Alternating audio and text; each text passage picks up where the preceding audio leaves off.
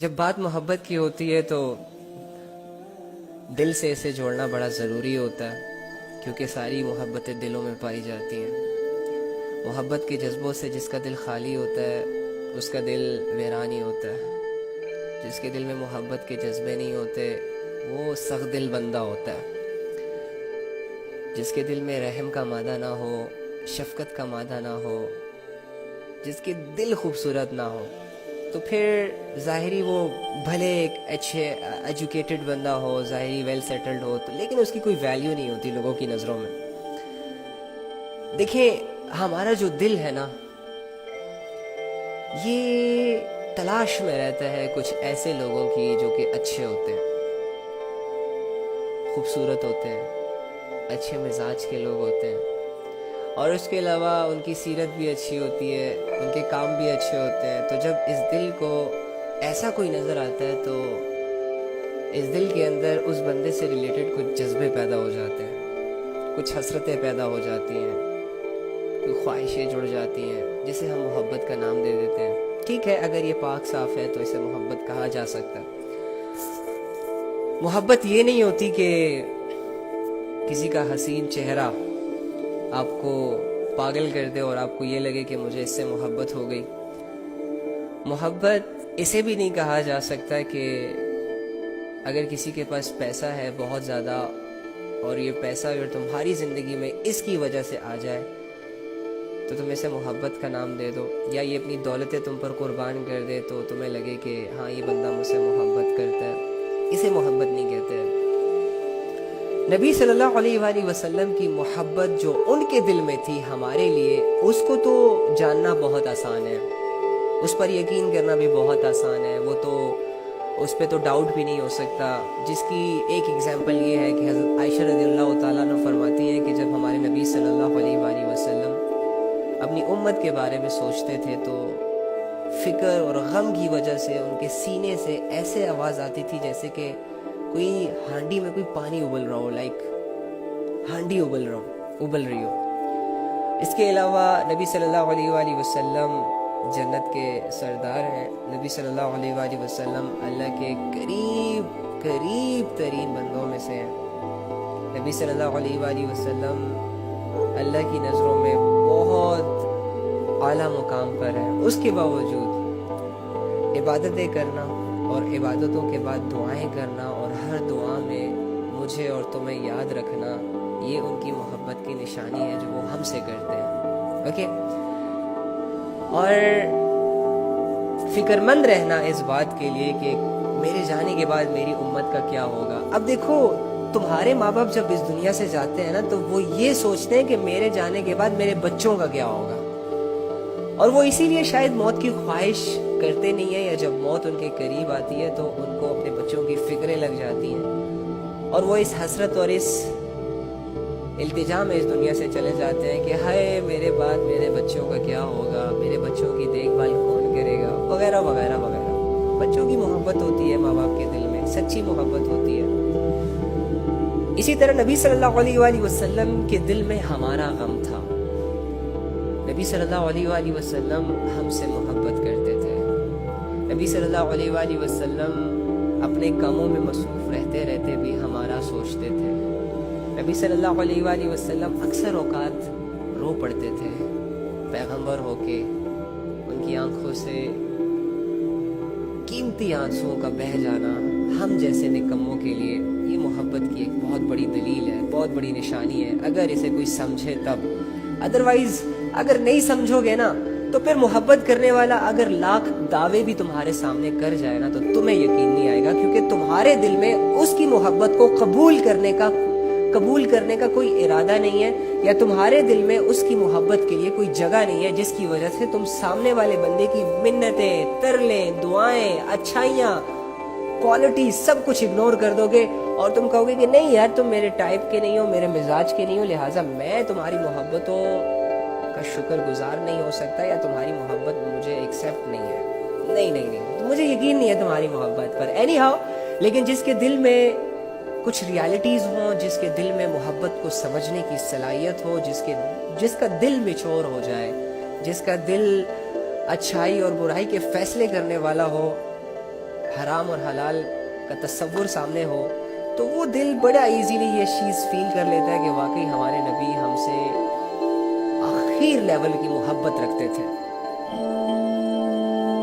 اور یہ صرف مجھ سے اور تم سے نہیں، پوری انسانیت سے۔ یہ جو لوگ قرآن کو جلا رہے ہیں نا، اللہ کی قسم نبی صلی اللہ علیہ وآلہ وسلم کے دل میں ان کے لیے بھی محبت تھی، ان کے لیے بھی فکر تھی، یہ خواہش تھی کہ یہ لوگ ایسے کام نہ کریں بلکہ اس رب کی عبادت کریں، اس قرآن کی حفاظت کریں کہ جس رب نے انہیں پیدا کیا۔ نبی صلی اللہ علیہ وآلہ وسلم کی محبت جو وہ ہمارے ساتھ کرتے تھے، اس کی ایک مثال یہ بھی دی جا سکتی ہے کہ کتابوں میں آتا ہے کہ دیکھو میری بات سنو، میں نا ایسے نہیں سمجھاؤں گا آپ لوگوں کو، میں تو تم لوگوں کے سوچ سے چاہتا ہوں کہ تم ایک بات سمجھو۔ اینی ہاؤ، جب آندھی چلتی ہے، طوفان چلتا ہے، تو کیا تم میں سے کوئی ڈیٹ پہ جاتا ہے؟ نہیں جاتا۔ جس سے تم محبت کے دعوے کرتے ہو، اگر وہ تمہیں لیٹ سپوز ایک ایسی سچویشن میں بلائے کہ جس سچویشن میں گھر سے نکلنا عام روٹین میں آسان نہ ہو، تو کیا تم جاؤ گے؟ نہیں جاؤ گے۔ لیٹ سپوز اگر تم بیمار ہو، تم ذہنی آزمائشوں میں ہو یا کسی طرح بھی ویک ہو چکے ہو، اب اگر تمہیں کوئی بلائے تو تم اپنے سکون کو پہلی فوقیت دو گے، لوگوں کے حکموں کو، لوگوں کے کہنے کو تم اگنور کرو گے، تم آرام کو زیادہ ترجیح دو گے، ٹھیک ہے؟ ایسا ہی ہے نا؟ یا جب موسم خراب ہوتا ہے تو تم اپنے گھروں سے باہر نہیں نکلتے، ایسا ہوتا ہے کہ نہیں ہوتا؟ بہت اگر کوئی ضروری کام ہو جائے تو تب تم نکلتے ہو، بہت زیادہ ضروری کام۔ اب سنو، تمہارے نبی کی نظروں میں کون ضروری تھا، کیا ضروری تھا، کس سے محبت تھی؟ کتابوں میں آتا ہے کہ رات کا وقت تھا، آندھی چل رہی تھی، ہوائیں چل رہی تھی، اور قریب تھا کہ بارش جیسا موسم بھی تھا۔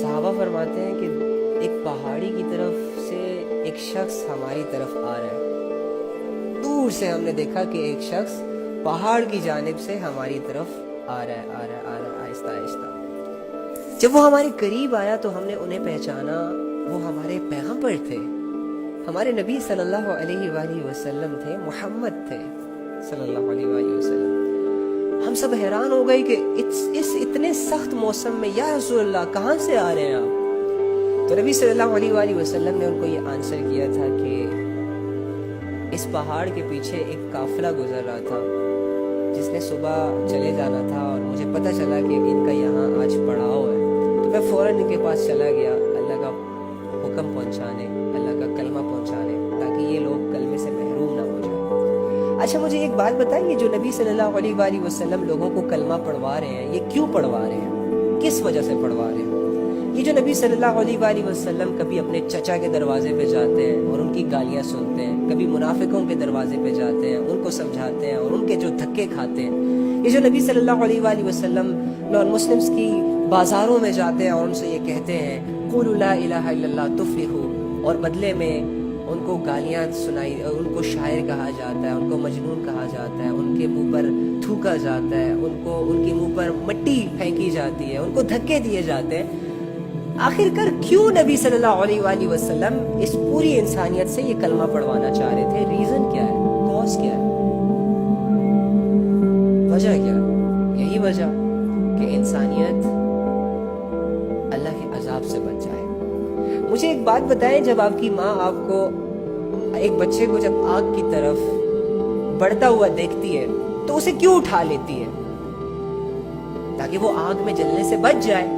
اب بچہ تو یہ نہیں چاہ رہا ہوتا کہ میرا یہ جو سفر آگ کی طرف تھا یہ ختم ہو جائے، میری ماں مجھے اٹھا لے، بچہ تو نہیں چاہتا تھا، لیکن اس کی ماں نے اسے کیوں اٹھایا؟ کیونکہ ماں بچے کو جلانا نہیں چاہتی۔ اور کیوں نہیں جلانا چاہتی؟ کیونکہ ماں بچے سے محبت کرتی ہے۔ نبی صلی اللہ علیہ وآلہ وسلم جو فکر مند رہتے تھے امت کے لیے، جو ان سے یہ کلمہ پڑھوانا چاہتے تھے، اور کلمے کے نیچے جو زندگی ان کو بتاتے تھے اور اس زندگی پر ان کو آنے کے لیے جو دعوتیں دیتے تھے، یہ اسی لیے دیتے تھے کہ امت ایک بہت بڑے عذاب میں گرفتار ہونے سے بچ جائے۔ لیکن امت کو تو عذاب پسند ہے، اس بچے کی طرح۔ ہمارے نبی صلی اللہ علیہ وآلہ وسلم جو لوگوں کو اللہ کی باتیں بتاتے تھے وہ اسی لیے بتاتے تھے کہ یہ امت کہیں اللہ سے ناواقف نہ مر جائے، کہیں کوئی اس دنیا سے اس حالت میں نہ چلا جائے کہ وہ اپنے پیدا کرنے والے کو ہی نہ جان سکے، اور پیدا کرنے والا اس کے سامنے سے آ جائے اور یہ پیدا کرنے والے کو کہے کہ میں نے تو 60-70 سال کی زندگی میں آپ کو نہیں پہچانا، آپ کی کوئی بات نہیں مانی، دنیا میں عیش و عشرت کی، عیش و عشرت ختم ہو گئی، اب تمہارے پاس آ گیا۔ تو اینی ہاؤ، کیوں؟ وائی؟ کیوں اتنی فکر؟ کیوں ایسے؟ ہم ان کے خاندان کے نہیں ہیں، منافقوں کے دروازے بھی کھٹکھٹا رہا ہے، مشرکوں کے دروازے بھی کھٹکھٹا رہا ہے، جو دھکے دے رہا ہے اس سے بدلہ نہیں لے رہا، دوبارہ اسے یہی کہہ رہا ہے کہ قولوا لا الہ الا اللہ تفلحوا۔ کیوں؟ جو اسے گالیاں دے رہا ہے بدلے میں بیڈ آنسر نہیں کر رہا، پھر بھی اس سے یہ ڈیمانڈ کر رہا ہے، کوئی بات نہیں، گالیاں دے دی، دھکے دے دیا، تھوک دیا، مٹی پھینک دی، شاعر کہہ دیا، مجنون کہہ دیا، اب بھی میں تجھ سے یہ ڈیمانڈ کرتا ہوں کہ لا الہ الا اللہ پڑھ لو، کامیاب ہو جاؤ گے۔ کیوں؟ تمہارے اندر اتنے جذبے ہیں کہ کسی دشمن کی 2 گالیاں سن سکو؟ تمہارے اندر اتنی طاقت ہے کہ کسی کا ایک دھکا کھاؤ تو پھر اس سے بدلہ نہ لو؟ برداشت کی اتنی صلاحیت تمہارے اندر موجود ہے کہ لوگ تمہیں اگنور کریں اور تم پھر جا کے ان کے چہرے کے سامنے کھڑے ہو کر اللہ کا حکم سناؤ؟ نو نو نو نو نو نو نو۔ اسی لیے کہتا ہوں ان باتوں کو ایز اے فارمیلٹی نہ لیا کرو، اسی لیے کہتا ہوں کہ ان باتوں کو لائٹ نہ لیا کرو، دل کے دروازے کھول کر ان باتوں کو تھوڑا سا امیجن کر کے سنا کرو، تاکہ تمہیں پتہ چلے کہ ایکچولی میں جو ہمارے نبی محنت کر کے گئے ہیں وہ کوئی عام محنت نہیں تھی، اور وہ اتنی کوئی آسان محنت نہیں تھی، اور یہ جو ہم نبی کی عزت کرتے ہیں نا تو وہ حقدار ہیں ان عزتوں کے۔ ہم کوئی احسان نہیں کر رہے نبی پر درود شریف پڑھ کر، بھائی یہ ہم پر رسپانسبلٹی ہے کہ ایک بندہ ہمارے لیے دھکے کھا کر گیا ہے، ایک بندہ ہمارے لیے گالیاں سن کر گیا ہے، ایک بندہ ہمارے لیے اپنے قیمتی آنسو بہا کر گیا ہے، ایک بندہ ہمارے لیے اپنے سینے میں فکر رکھتا تھا، درد رکھتا تھا، جس پر اب مجھے بھی یہ چاہیے کہ میں اس بندے کی قدر کروں، اس کی محبتوں کی لاج رکھوں، اس کے احکاماتوں کی دھجیاں نہ اڑاؤں بلکہ اس کے احکامات کو سینے سے لگاؤں۔ لیکن پہلے بات ہو رہی ہے نبی کی محبت کی، اس کے بعد اپنی محبتوں کا جائزہ لیں گے۔ اینی ہاؤ، ہمارے نبی صلی اللہ علیہ وآلہ وسلم کیوں چاہ رہے ہیں کہ ساری انسانیت جہنم سے بچ جائے، اللہ والی ہو جائے، جنت والی بن جائے؟ کیونکہ نبی صلی اللہ علیہ وآلہ وسلم کے اندر انسانیت کے جذبے تھے،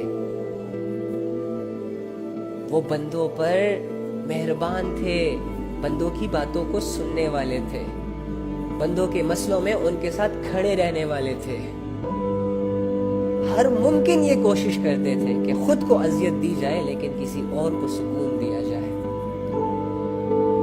ہر ممکن ان کی یہ کوشش ہوا کرتی تھی کہ کوئی بات نہیں اگر ہماری نیندیں ڈسٹرب ہوتی ہیں، کوئی بات نہیں اگر ہمارے آرام میں خلل پڑتا ہے، کوئی بات نہیں اگر میرا کمفرٹ زون تباہ ہوتا ہے، کوئی بات نہیں اگر میری اولاد کو گالیاں دی جاتی ہیں، میری بیوی پر تہمتیں لگائی جاتی ہیں، کوئی بات نہیں، لگانے والے بھی اپنے ہیں، پھر بھی امت کو اپنا سمجھ کر ان کو اللہ کی باتیں بتاتے رہے، بتاتے رہے، بتاتے رہے، بغیر یہ سوچے سمجھے کہ یہی امت جس پر تم محنت کر رہے ہو، جس کی تم فکر کر رہے ہو، یہی تمہارے جان کے دشمن ہیں، پلاننگز کرتے ہیں کہ محمد کو کیسے قتل کرنا ہے، لیکن تم کیا کرتے ہو؟ ان کے پاس جاتے ہو۔ آپ صلی اللہ علیہ وآلہ وسلم کیا کرتے ہیں؟ ان کے پاس جاتے ہیں، ان کو اللہ کا بتاتے ہیں، اس کے باوجود کہ انہی لوگوں نے نبی صلی اللہ علیہ وآلہ وسلم کو اذیتیں دی، دکھ دیے، درد دیے، تکلیفیں دی، صرف اس بات پر کہ یہ اللہ کا پیغام لوگوں تک پہنچاتا ہے، یہ اللہ کی طرف لوگوں کو بلاتا ہے، یہ لوگوں سے یہ ڈیمانڈ کرتا ہے کہ اپنی منمانی زندگی چھوڑ دو، اللہ والی زندگی اختیار کر لو، اور لوگوں کو یہ بات پسند نہ تھی، جس کی وجہ سے لوگ ان سے بدلہ لیتے تھے، لوگ ان کے ارادوں کو پست کرنے کی کوششیں کرتے تھے، ان کے راستوں میں کانٹے بچھاتے تھے، ہر ممکن اذیت دیتے تھے، لیکن اس کے باوجود تمہارا نبی، میرا نبی، جن پر ہم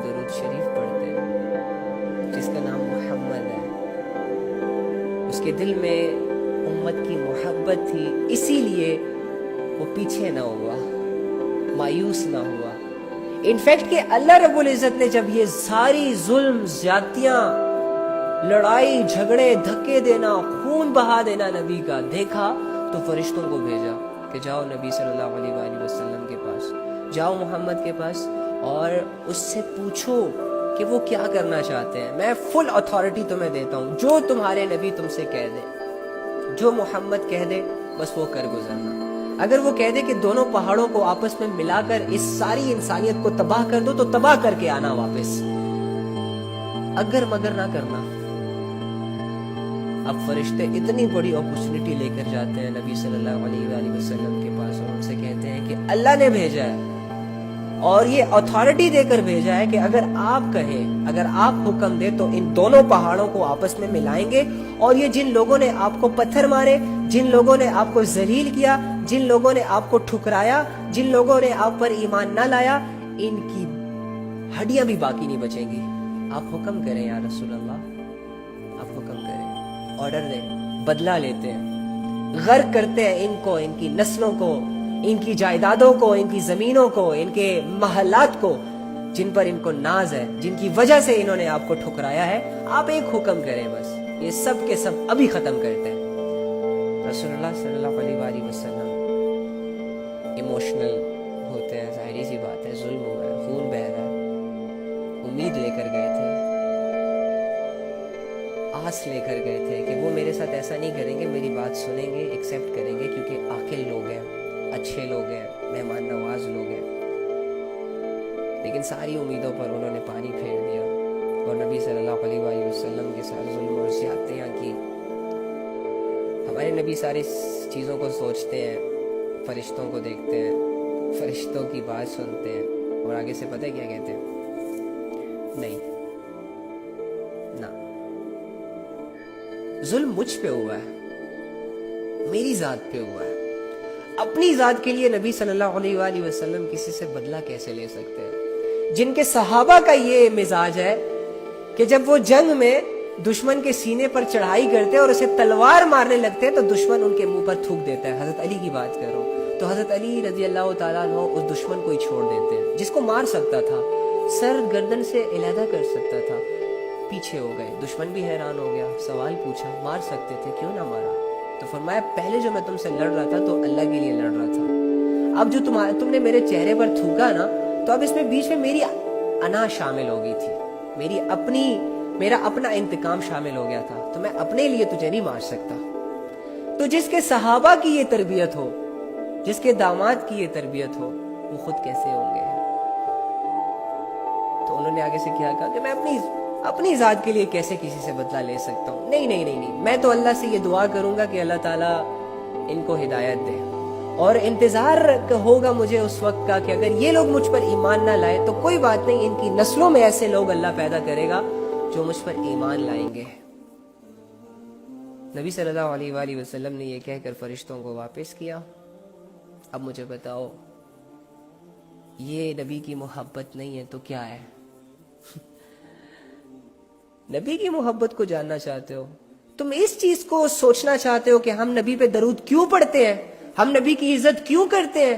یہ لوگ جو ہمیں کہتے ہیں کہ محمد کا نام آ جائے تو دل میں ایک سکون اور ایک مطلب کہ عزت فیل ہونی چاہیے، کیوں ہونی چاہیے؟ او بھائی، وہ یہ کر کے گئے ہیں تمہارے لیے، وہ اپنی زندگی اپنے مفاد کے لیے یوز کر کے نہیں گئے، ان کا ایک ایک لمحہ تمہارے لیے گزرا تھا، ان کی ایک ایک دعاؤں میں تم شامل تھے۔ ہاں،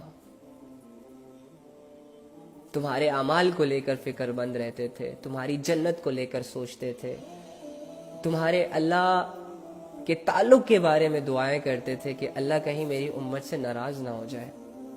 اللہ سے کتنی دعائیں کی ہوں گی نہ جانے۔ اچھا، سب سے بڑی بات، ہوئے ہوئے ہوئے ہوئے ہوئے لیٹ سپوز آپ کو اللہ تعالیٰ نہ ایک چانس دے دے، آپ کو، آپس کی بات ہے، جتنے بھی لوگ سن رہے ہیں نا میرے بھائی اور میری بہنوں، اگر اللہ رب العزت آپ سے یہ کہہ دے کہ تمہیں میں نے ایک ایسا چانس دیا یا ایک ایسی دعا دی، لیٹ سپوز آپ کو اللہ خود کہہ دے، اللہ آپ سے ہم کلام ہو آپ سے، آپ کی بات کر رہا ہوں، اور اللہ آپ سے کہہ دے کہ آپ کا نام لے کر کہ فلانے میں نے تمہیں ایک ایسی دعا دی کہ تم جس وقت بھی مانگو گے نا اور جو بھی مانگو گے میں وہ فوراً تمہیں دے دوں گا، فوراً قبول ہوگی، معجزے کی شکل میں، ایک میجک ہوگا، دیر نہیں لگے گی۔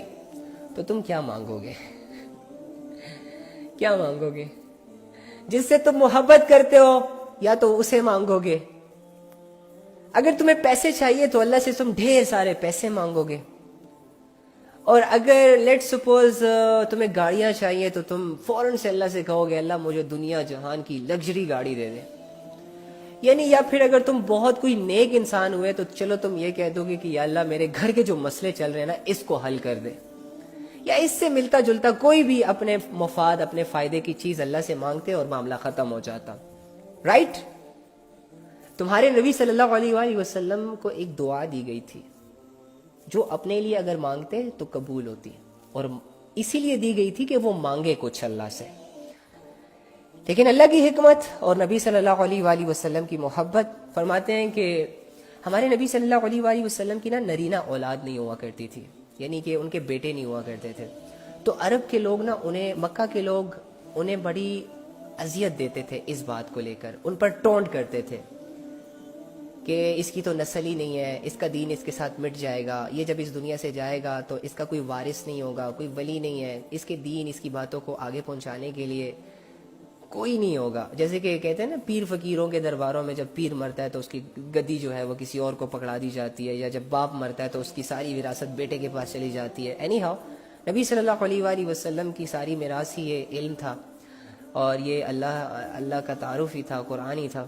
تو مکہ کے جو لوگ تھے نا وہ یہی تصور کرتے تھے کہ اس کی تو جو بھی اولاد پیدا ہوتی ہے بوائز وہ اس دنیا سے فوراً چلے جاتے ہیں، تو یہ بھی نا اس کا دین بھی اس کے ساتھ ہی چلا جائے گا۔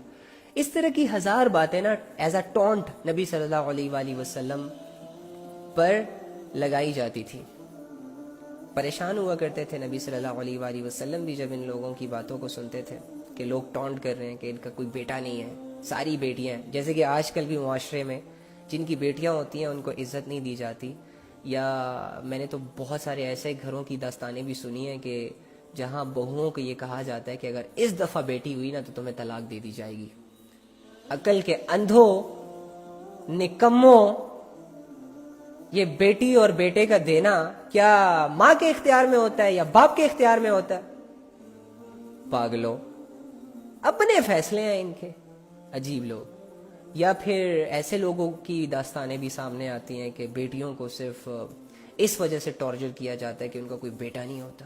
اینی ہاؤ تو آپ فیل کر سکتے ہیں اس دکھ کو، اس درد کو، ان باتوں کو کہ نبی صلی اللہ علیہ وآلہ وسلم مرد ہیں اور اس کے باوجود یہ تانے سن رہے ہیں کہ اس کا کوئی بیٹا نہیں ہے، اور ایسی سچویشن میں اللہ تعالیٰ ان کو ایک بیٹا دے دیتے ہیں، وہ خوش ہو جاتے ہیں۔